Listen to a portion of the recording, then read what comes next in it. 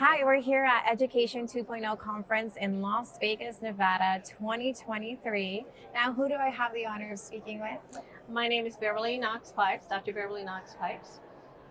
Awesome. Is it your first year here? This is my first year to the Education 2.0 conference. I'd never been here before. It was kind of intriguing, and I was honored to do the keynote this morning. So this has been fun. Yeah, absolutely. I'm glad. Glad you're here.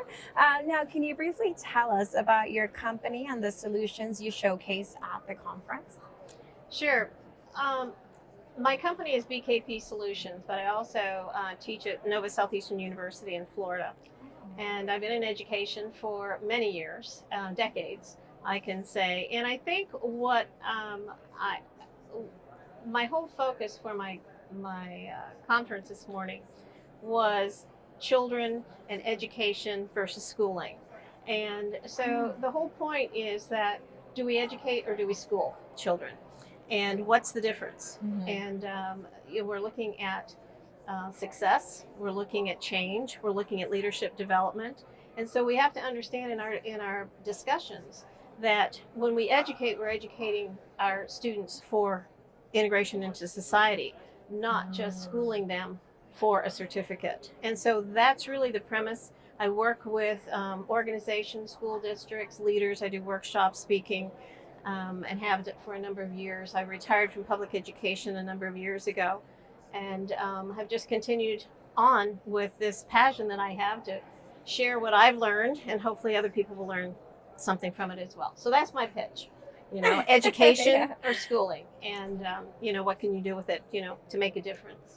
I love that. That is really good, especially how, education has evolved over the years and stuff like that, It has. And people say education is broken. It's not broken. Mm-hmm. It's just people don't understand what it is. Yeah. And you have to start at a very young age. When I was talking this morning, I was talking about brain development and how important their surroundings are. I work with a lot of poverty schools and have worked in schools with severe poverty. And when people understand the physiology of what happens in a traumatic situation to the brain can't learn. And so the child has to be cultivated, nurtured, and they need to play. And that's how they learn. Yeah. And somewhere along the way, about fourth grade in the American school system, we tell them, get serious about education. Well, why can't I play anymore? That's probably the key right there. We tell them they can't play anymore. Adults like to play. Disney, everybody goes to Disneyland. Yeah, we love to play. That's so true. And that's the best vehicle for learning. So if we can learn anything about education, let all kids, because the kid within us, let us play. Let us continue to play, and we'll continue to learn. That's such a great concept. I feel like that's not very quite talked about. Oh, it's never talked about. It's never talked about. It's like all of a sudden you have to go into this traditional school and sit in rows and learn something. How are you going to learn if you don't talk? How are you going to learn if you don't get messy? How do you learn if you don't, experience it? The more senses that any person uses, sight, audio, hands, tactile, the more they'll learn. And so give them that opportunity, and everybody learns differently. So give them the opportunity to explore, to learn, to think critically, to analyze real world problems. Don't tell them when they get out of high school in the American system, all of a sudden they're grown up and they don't know how to make a decision because we've told them everything. Yeah. And now all of a sudden they're asked to do something and they don't know how to do it, because we've told them how to do everything. Nobody changed the world by telling them how to do it. Yeah, exactly. So you have to give people an opportunity to explore, discover, and have joy. Yeah. I love that concept. That's such a beautiful thing. Oh my goodness. I love it. Now, overall, how has your experience as an exhibitor been at our conference? As an experience, it's fun to be an exhibitor after you've done a keynote, because all of a sudden people, they recognize you. And then, so you find out in a keynote, you don't get a chance to talk to people. But what happens is I've had people come by and say, I was at your session. I loved it. Thank you so much. And so I always ask them, just like I do with my students, what's one thing that you took away? And so they're sharing with me what they took away. And I've talked to people that have been in Canada.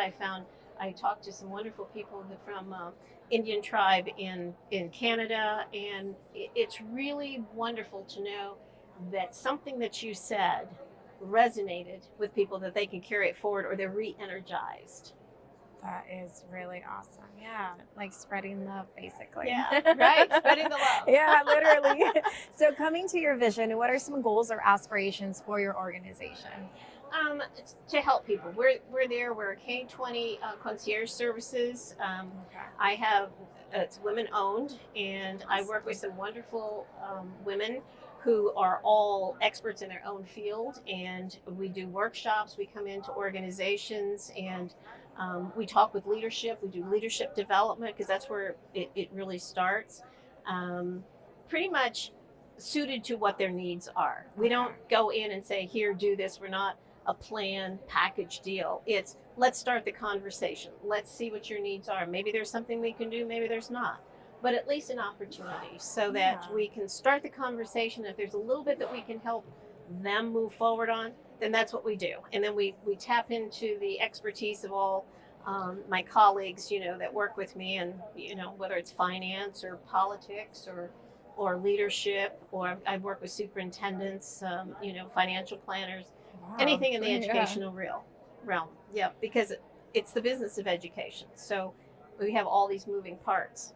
And, So and since true. I've been in it for so long, I have a lot of friends. Hey, that's good. So I can probably find something, out there. But we primarily, in the last number of years, I've worked in the ed tech industry, integrating technology, distance learning. I was fortunate enough in Michigan to lead the charge for virtual learning and develop the online program.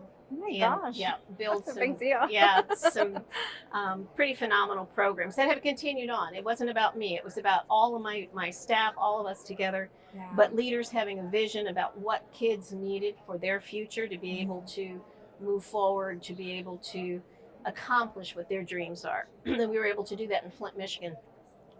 And I had urban, suburban, 22 districts. We built 450 miles of fiber for voice, video, and data.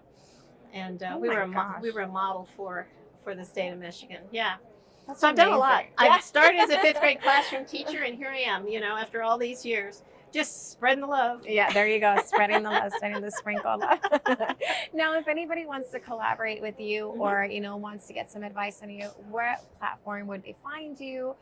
Is there an email or anything like that? Yes, I have an email, Dr. Beverly at bkpsolutions.net. Also, find me on LinkedIn Okay. at Dr. Knox-Pipes. And, that's where my contact information is, and, be willing to have the conversation. It all starts with a conversation and a That's question. Why are we doing what we're doing? true. Yeah. Well, I'm so happy. I'm so glad to have you here. Thank you. Thank you for sharing your wisdom with us, and I hope to see you next year. Thank you. Thank you. Well, It's been a pleasure. thank you. This has been a great opportunity, and I was very pleased and honored, to be asked to be a keynoter and then also on a follow-up panel. So Yeah, that's exciting. Yeah. Thank you so much. thank you. Appreciate it. Nice to meet you.